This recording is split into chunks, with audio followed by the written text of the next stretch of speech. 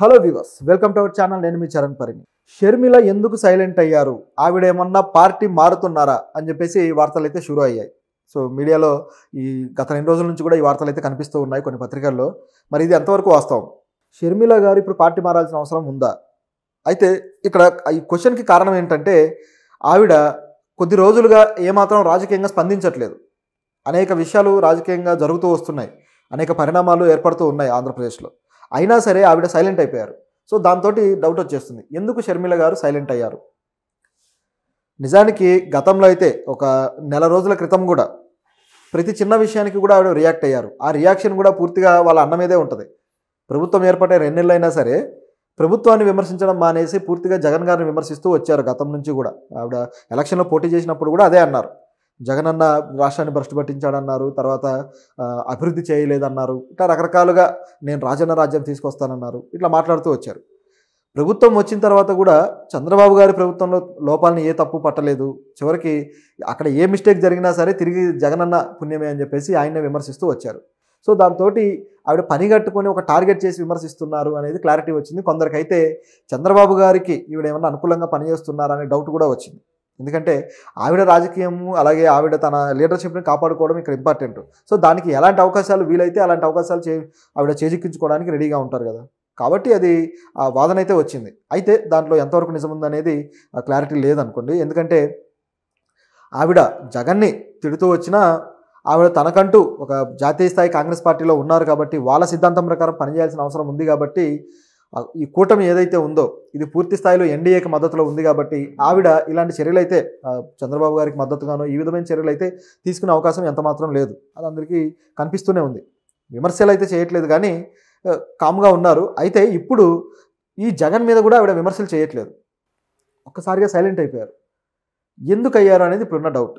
ఇప్పుడు వరదలు బీభత్సంగా జరుగుతూ ఉన్నాయి కదా. ఈ వరదల విషయంలో కూడా గత ప్రభుత్వాల తప్పే అని చెప్పేసి టీడీపీ శ్రేణులు విమర్శిస్తున్నారు. అసలు గతంలో టీడీపీ వచ్చినప్పుడు చేసిన తప్పే అని చెప్పేసి వైసీపీ శ్రేణులు విమర్శిస్తున్నారు.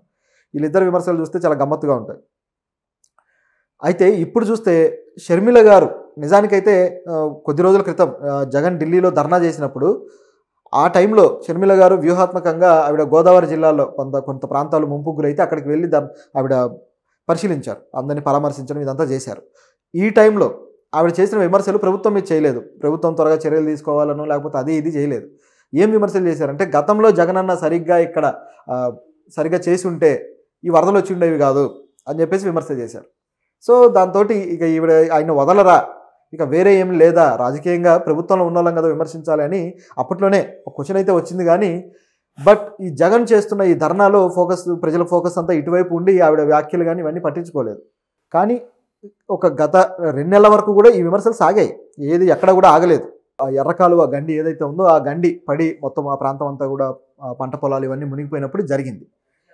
తరువాత జగన్ బెంగళూరుకి 3-4 సార్లు వెళ్ళి రావాల్సి వచ్చింది ఈ 2 నెలల గ్యాప్లో. అలా 3-4 సార్లు వెళ్ళి ఆయన రహస్యంగా కాంగ్రెస్ నేతలతో మీటింగ్లు ఏర్పాటు చేసుకున్నాడు. డీకే శివకుమార్ గారితో కలిసి మీటింగ్లు ఏర్పాటు చేసుకోవడం, ఇక్కడ నేను మీకు బేషరతు మద్దతు అయితే ఇస్తాను, కొద్దిగా ఎన్డీఏ నుంచి దూరం జరుగుతున్నాను అని జగన్ కూడా చెప్పినట్టుగా మనకు ఇన్ఫర్మేషన్ అయితే ఉంది, వార్తలు. సో ఈ విధంగా జగన్ అక్కడ డీకే శివకుమార్తో మాట్లాడి వచ్చిన తర్వాత 3-4 సార్లు వెళ్ళి మాట్లాడాక ఒక్కసారిగా షర్మిల గారు సైలెంట్ అయిపోయారు. సో దాంతో షర్మిలని కంట్రోల్ చేయడానికి ఇలాంటి స్టెప్ జగన్ తీసుకున్నాడు అన్నట్లుగా మరొక కలరింగ్ అయితే వచ్చేసింది. అయితే ఇది ఒక్కటే కాదు, జగన్ ప్లాన్లో ఇప్పుడు ఆంధ్రప్రదేశ్లో షర్మిల గారికి కనీసం 10% ఓటింగ్ కాదు, కనీసం 2% ఓటింగ్ కూడా లేదు. సో ఇలాంటి పరిస్థితిలో ఆవిడని నోరు ముప్పించడమో లేకపోతే వాళ్ళ పార్టీని ఏమైనా సైలెంట్ చేయడానికి ఏదైనా స్కోప్ తీసుకోవడమో పెద్దగా అవసరం కూడా లేదు ఆయనకి. కాకపోతే ఆవిడ వల్ల జరిగే ఒక అదర్ యాంగిల్లో ఇంకో నష్టం జరుగుతూ ఉంటుంది. ఏంటంటే చంద్రబాబు గారు లేకపోతే పవన్ కళ్యాణ్, జనసేన వీళ్ళు చేయాల్సిన పనిని ఈవిడే చేసేస్తుంది అనమాట. సో దీనివల్ల ఈవిడ వ్యాఖ్యలకి రిలయబిలిటీ ఎక్కువగా ఉండడం అనేది ఈ జగన్కి ప్రమాదకరంగా మారింది. ఇప్పుడు ప్రతిపక్షాలు విమర్శిస్తే అది రాజకీయ విమర్శగా వెళ్ళిపోతుంది. కానీ షర్మిల గారు విమర్శిస్తే కేవలం ప్రతిపక్షంగా కాకుండా అది ఎలా ఉంటుందంటే అది సొంత ఇంట్లో మనిషే, అట్లా సొంత ఇంట్లో మనిషే విమర్శించినట్లు అయిపోతుంది అనమాట. సో ఇది ఇక్కడ ఉన్న పరిస్థితి. దాంతో ఇక జగన్ ప్రజలు కూడా నమ్ముతారు కాబట్టి జగన్కి అదొక ఇబ్బందికరమైన పరిస్థితి అయింది. పైగా ఆవిడ పట్టుకునే పాయింట్లు కూడా కరెక్ట్గా పట్టుకొని విమర్శిస్తున్నారు. వీలైతే ఇక ఆఫీసుల్లో జరిగేవో లేకపోతే ఫైల్స్ తగలబెట్టడాలో వీటి మీద మాత్రమే మాట్లాడుతున్నారు. కానీ షర్మిల గారు పరిపాలనలో జరిగిన లోపాలు, గత 5 ఏళ్ల పరిపాలన జరిగిన లోపాలను గురించి కూడా చాలా చాకచక్యంగా మాట్లాడుతూ వస్తున్నారు. దాంతోటి నమ్మడానికి ఆస్కారం ఎక్కువ ఉంది. కాబట్టి ఈవిడ్ని కంట్రోల్ చేయాల్సిన పరిస్థితి అయితే ఇప్పుడు ఖచ్చితంగా ఏర్పడింది. దీంతో పాటు జగన్ ఎన్డీఏ కూటమిలో ఉన్న ఏదైతే బీజేపీ ఉందో, సో ఈ బీజేపీకి దగ్గరగా ఉన్నాడన్న అనుమానం ప్రజల్లో ఉండటం వల్ల ప్రజలు కూడా జగన్ మాటల్ని నమ్మే పరిస్థితిలో లేరు. ప్రత్యేక హోదా మీద విమర్శించినా, లేకపోతే రాజధాని మీద విమర్శించినా, ఏం చేసినా సరే జగన్ మాటల్ని నమ్మట్లేదు. అది ఇక్కడ ప్రజల్లో ఉన్న సమస్య. నిజానికి ఆయన ఓడిపోవడానికి కారణం ఎన్డీఏతో దగ్గరగా ఉండటం వల్ల చాలా పనులు చేయలేకపోయాడు, హామీలు ఇచ్చిన పనులు కూడా. సో దాంతోటి అదొక ఇబ్బందికరమైన పరిస్థితి ఏర్పడింది. సో దాంతోటి ఆవిడ పని కట్టుకొని ఒక టార్గెట్ చేసి విమర్శిస్తున్నారు అనేది క్లారిటీ వచ్చింది. కొందరికైతే చంద్రబాబు గారికి ఈవిడ ఏమన్నా అనుకూలంగా పనిచేస్తున్నారా అనే డౌట్ కూడా వచ్చింది. ఎందుకంటే ఆవిడ రాజకీయము, అలాగే ఆవిడ తన లీడర్షిప్ని కాపాడుకోవడం ఇక్కడ ఇంపార్టెంట్. సో దానికి ఎలాంటి అవకాశాలు వీలైతే అలాంటి అవకాశాలు ఆవిడ చేజిక్కించుకోవడానికి రెడీగా ఉంటారు కదా. కాబట్టి అది ఆ వాదన అయితే వచ్చింది. అయితే దాంట్లో ఎంతవరకు నిజం ఉందనేది క్లారిటీ లేదనుకోండి. ఎందుకంటే ఆవిడ జగన్ని తిడుతూ వచ్చినా ఆవిడ తనకంటూ ఒక జాతీయ స్థాయి కాంగ్రెస్ పార్టీలో ఉన్నారు కాబట్టి, వాళ్ళ సిద్ధాంతం ప్రకారం పనిచేయాల్సిన అవసరం ఉంది కాబట్టి, ఈ కూటమి ఏదైతే ఉందో ఇది పూర్తి స్థాయిలో ఎన్డీఏకి మద్దతులో ఉంది కాబట్టి ఆవిడ ఇలాంటి చర్యలు అయితే చంద్రబాబు గారికి మద్దతుగానో ఈ విధమైన చర్యలు అయితే తీసుకునే అవకాశం ఎంత మాత్రం లేదు. అది అందరికీ కనిపిస్తూనే ఉంది. విమర్శలు అయితే చేయట్లేదు కానీ కామ్గా ఉన్నారు. అయితే ఇప్పుడు ఈ జగన్ మీద కూడా ఆవిడ విమర్శలు చేయట్లేదు. అలాగే ఇప్పుడు ఆయన ఎవరైతే రాజ్యసభ సభ్యులు కావచ్చు, వీళ్ళని కూడా అటువైపు మద్దతు ప్రకటిస్తూ కొన్ని సందర్భాల్లో ఆయన చేస్తూ రావడంతో ఇక ప్రజలకు కూడా, అంటే ఇక జగన్ వీళ్ళకి తొత్తుగానే ఉంటాడు తప్పితే సొంతంగా ఏపీ డెవలప్మెంట్ కోసం తనకంటూ ఒక కష్టాన్ని చూపించి పనిచేయడం అన్నట్లుగా అయిపోయింది అన్నమాట. ఇప్పుడు ఆ స్టాండ్ అనేది మార్చుకోవాల్సిన అవసరం ఆయనకి వచ్చింది. ఎందుకంటే ప్రభుత్వానికి అనుకూలంగా మాట్లాడుతూ ఉన్నన్ని రోజులు కూడా ఆయన ప్రభుత్వం తప్పులను చూపించకపోతే ఇక ఆయన్ని ప్రజలు నమ్మి ఓటేయడానికి రెడీ అవ్వరు కదా. ఆ ప్రభుత్వ వ్యతిరేక ఓటు పోతుంది, అదేవిధంగా తన అనుకూల ఓటు కూడా పోతుంది. సో ఈ భయంతో ఇక జగన్ పూర్తిగా స్టాండ్ మార్చుకున్నాడు. కాంగ్రెస్కి కొద్ది గొప్ప మద్దతుగా నిలబడితే కనీసం ప్రజలు వ్యతిరేక ఓటు ఏదైతే ఉందో అదన్నా ఇటువైపు వస్తుందనే ఇదితోటి జగన్ ఇక స్టాండ్ అయితే తీసుకున్నారు.